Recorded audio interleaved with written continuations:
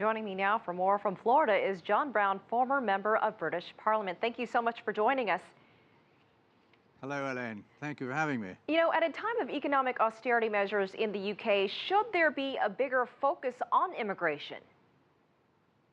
Oh, of course there should. I mean, it's one of the amazing things. It's bad for both the people are immigrating both into Europe, but those within Europe are the serious things. From the periphery countries like Greece, Spain, and Portugal, and Romania, to the core countries like Germany, which had 1 million last year immigrants, Britain, France, and the Netherlands. And what is happening is it's creating a brain or a talent drain in the periphery countries, and of course a population drain, which is very bad for their social security system.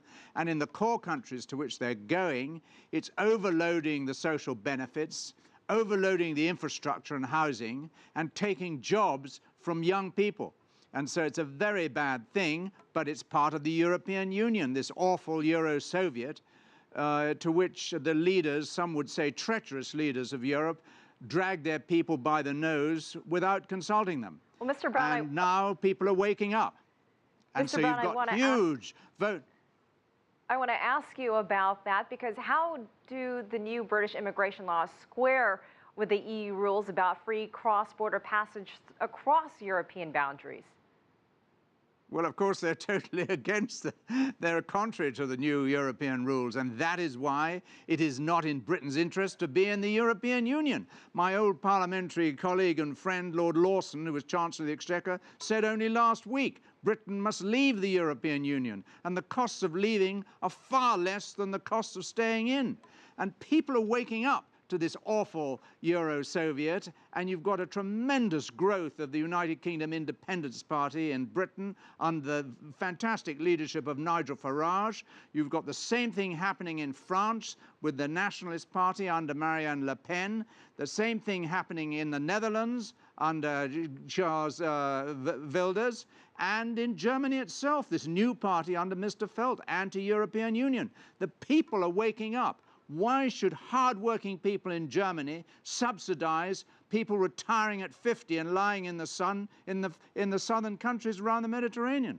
And why should they then, when they choose to come to get better benefits, the spongers, why should they pay out these benefits when the people coming in have never subscribed to them at all? It's very unjust and is part of what is effectively the European Soviet. And people are really beginning to get angry about it. And I think the leaders of Europe have got to really watch out. I think NATO has gone down because the enemy's gone. The European Union is going to go because the people are going to rebel against it. And with it will go the euro, and that will be a major international economic and financial event.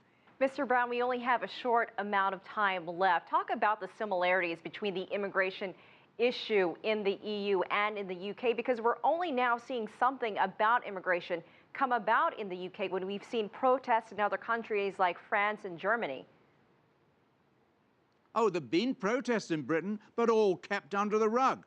I mean, this one at the moment with Mr. Cameron, that some people call Shamaron, he's doing this to get votes. He's suddenly realized people are up in arms about immigration, so he's pretending to do something. He also realizes that people want a referendum on Europe, so he's promising them one after the next election. But he knows in 2014, any application for a referendum has to go to Brussels, and they will never grant it. So it's a complete sham. And I think you will see very mild restrictions, and he'll come to the House of Commons and say, oh, well, the European Union prevented us doing it. It's just to get votes, and I think it's quite atrocious myself. All right, Mr. John Browne, former member of British Parliament, we appreciate your insight. Thank you so much.